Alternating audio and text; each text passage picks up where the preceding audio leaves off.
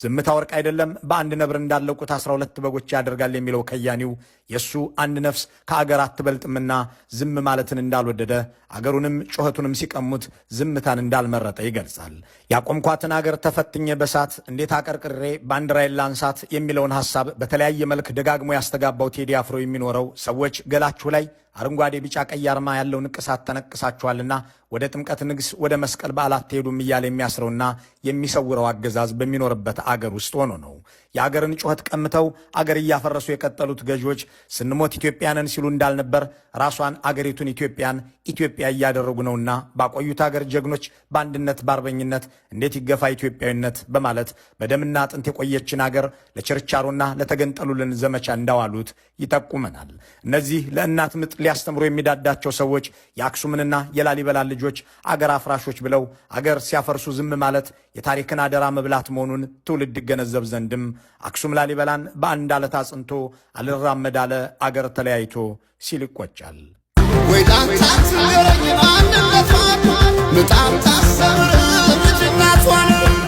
የካሳውን ገርማሞ ልጅ የተወለደባት ያደገባትም ሆነ ሕይወቴ የሚላትን ሙዚቃ ያወቀባት ከተማ አዲስ አበባ ነች። ቴዲ የከተማ ልጅ ነው። ከተሜው ቴዲ አሁን ከተማ የለውም። ለሲኒማ የተመላለሰባት ፒያሳ ወላልቃለች። ሙዚቃን ያጣጣመበት መሐሙድ ሙዚቃ ቤት ታሪክ ሆኗል። መኮንን ባቅላባ ለተረትነትም አልበቃም። በመኮንን ድልድይ ልምጣ በደረጃው እያለ ያዜመላት የዶሮ ሳይሆን የፍቅር ማነቂያ ነች እያለ የዘፈነላት ሪበከንቱ በፍቅር የምትጠራ መሆኗን እስከ 70 ደረጃ ያንጎራጎረላት ፒያሳ አዲስ አበባን የማትረባ እንድትሆን እናደርጋታለን ወይም ኢሬሌቫንት ከተማ እናደርጋታለን ባሉ ሽመልስ አብዲሳዎችና አዳነች አበቤዎች በቤተ መንግስታችን ዙሪያ ማንንም አንይባሉ ድሃ ጠላ አብይ አህመዶች ፈራርሳለች። አሁን የመኮንን ድልድይ ለአዲስ አበባ ልጆች እንደ አባይ ድልድይ ሩቅ ነው። 70 ደረጃውም 70 ኪሎ ሜትር የራቀ መስሏል። በፍቅር ጠርተው ከዳር እስከ ዳር መሃል ገቡና አቆሙን ከዳር እንዳለው የመሃል ከተማ ልጆች ከነትዝታቸው ወደ ዳር ተበትነዋል። ባሳደገኝ ቀዬ ባደግኩበት መንደር ባይተዋር ሰው ሆኜ እንደሌለው ሀገር እንዳለውም ያደጉበትንና የኖሩበትን ቤትና ቀዬ በሰዓታት ውስጥ አፈራርሰው ባይተዋር አድርገዋቸዋል። ቴዲ አፍሮ ሸመንደፈር ብሎ ራጎል አይደለይ ያኗር ጎረቤት እያለ የዘፈነላቸው የእምነት ተቋማት ዛሬ ምዕመን ርቋቸዋል። የኑር መስጂድ ጎረቤቶቹ የሉም። የስላሴ ካቴድራል፣ የግቢ ገብርኤል፣ የባልወልድ ቤተ ክርስቲያን ምዕመናቸው ተፈናቅለዋልና ድሃ ከቤተ መንግስቱ አጠገብ መኖር አይችልም ተብሎ ተነቅሏልና የሚያስቀድስም ሆነ ታቦት የሚያጅብ ሰው የላቸውም። ዳስጣል ያለው ቴዲ አፍሮ እነዚህን አዲስ አበቤዎችም ሊዘላቸው የፈቀደ አይመስልም። ተጣላሁና ከወንዚ አድባር እንዴት ልታረቅ ከራሴ ጋር አዲስ አበባ አዶ ሸገሩ እንኳን ሸገሩ የሁሉ አይደለ ወይ መላ አገሩ እያለ የዘመናችንን ገዢዎች በሰው ላይ የፈጸሙትን በደል የኔ ብቻ ነው የሚል ስግብግብነት ደግሞም በባህል ላይ የፈጸሙትን ጥቃት ወይም ካልቸራል ጄኖሳይድ ለመወከል በሚመስል አኳኋን ደግሞም የጥምቀት ዕለት ታቦት የሚያስገቡ ሰዎችን ያጡ አድባራትን የወከለ መስሎ አዚሟል። ቴዲ አፍሮ ብሶትንና ቁጭትን አዚሞ ችግር ነጋሪ ሆኖ ብቻ ዘፈኑን አይጨርስም። የአገር አድን ጥሪውንም ያስተላልፋል። ገና ከርዕሱ ጀምሮ ዳስጣል ብሎ በቅንፍ ውስጥ ደግሞ አንሳው ሲል ያስቀመጠውን ሐሳብ በዚሁ ዜማና ግጥም ውስጥ እንዲገኝ አድርጎታል። ሕዝብ ሆይ ጩኸትህ ተቀምቷል፣ አገርህ ሞታለች፣ በአገርህ ባይተዋር ሆነሃል፣ ለሐዘንና ለመርዶም ተዳርገሃል፣ ከዚህም በላይ ሞት የለብህም። እናም ዳስጥለህ ማዘንህ እንዳለ ሆኖ ሰንደቅህን ለማንሳት ተነሳ ይላል። ዳስጣል ሲል ይህንን ማለቱ ነው። አንሳው ማለቱም ባንዲራውን አንሳው ብሎም የ8 ዓመት የአገርን ህመም 8 ደቂቃ ሊሞላ በተቃረበ ዘፈኑ ይዘገዋል። ቴዲ አፍሮ አዲስ ንጉሥ እንጂ ለውጥ መቼ መጣ ብሎ የተቸው ለአገር የሚበጀው ይቅር መባባል ነው ብሎ ይቅር በለውና የበደለን ወቅሰህ ምህረት አስተምረን አንድ አርገን መልሰህ ብሎ ተማጽኖ ነበር። ቂም በቀል ክፉ ነው ከአምላክ ያለያያል፣ ተዋዶ መትጋት ግን ቅጣት ያስተሰርያል እያለም ይቅር ማለት መለኮታዊ ጠቀሜታም እንዳለው ይገልጽ ነበር። ደግሞም ተስፋ ነበረው።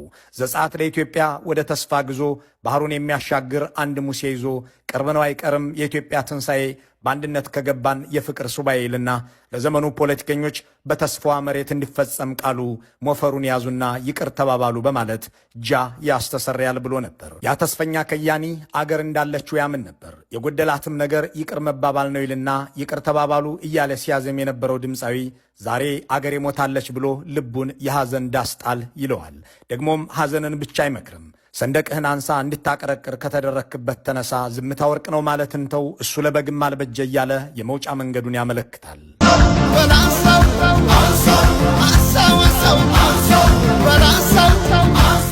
አገር የገደለው ብልጽግና ወደ ስልጣን በመጣ በ8ኛው ዓመት በዓመቱም በ8ኛው ወር በ8ኛውም ቀን በ2018 ከቀኑ 8 ሰዓት 18 ዘፈኖችን ይዞ የተለቀቀው የድምፃዊ ቴዎድሮስ ካሳሁን 6ኛ የሙዚቃ አልበም በስከዛሬ ስራዎቹ ያልተንጸባረቁ ይዘቶችን ይዞ መጥቷል የሚሉ አድማጮች አገር ሞታለችና ለትንሣኤዋ እንነሳ የሚል መልእክት ያስተላለፈበትን ዳስጣልና አንሳ ብቻ ሳይሆን የአዞ እምባ ሲል የሰየመውን 13ኛውን ትራክም መጥቀስ ይችላሉ። አገርን ላስጠሩ አትሌቶች፣ አገርን ላስከበሩ መሪዎች ሲያዜም የሚታወቀው ቴዲ አፍሮ መንግስት ይቅር ማለትን እንዲለምድ ሲጠይቅ የነበረው ድምፃዊው መንግስት ስላፈናቀላቸው፣ ስለገደላቸው፣ የአካልና የስነ ልቦናም ጉዳት ስላደረሰባቸው ሰዎች አንጎራጉሮ አያውቅም። አሁን ግን እነዚህን ወገኖቹን የአዞ እምባ በሚል ዘፈኑ ሊዘክራቸው ወስኖ መታሰቢያውንም ለእነሱ አድርጎታል። በኡታ ከፈረሰችው ኢያሪኮ በራማ ከፈሰሰው እምባም ጋር እያነጻጸረ ስቃያቸውን ይጋራል። ንጉሥ ሄሮድስ ኢየሱስን ለመግደል ሲል በቤተልሔም ያሉ ሕፃናትን ባስጨረሰ ጊዜ እናቶች ያደረሱት ዋይታና ጩኸት የራማ ለቅሶ ተብሎ እንደተገለጸው ሁሉ ዛሬ በታላቅ መከራ ውስጥ ሆኖ ሲያስለቅስና የሚያጽናናው የሚያጣ የመሰለውን የኢትዮጵያ ሕዝብ ለቅሶህ የራማ ለቅሶ አይደለም፣ እምባህን እጋራሃለሁ፣ ለቅሶም የአዞ እምባ አይደለም እያለ ህመሙን ይጋረዋል።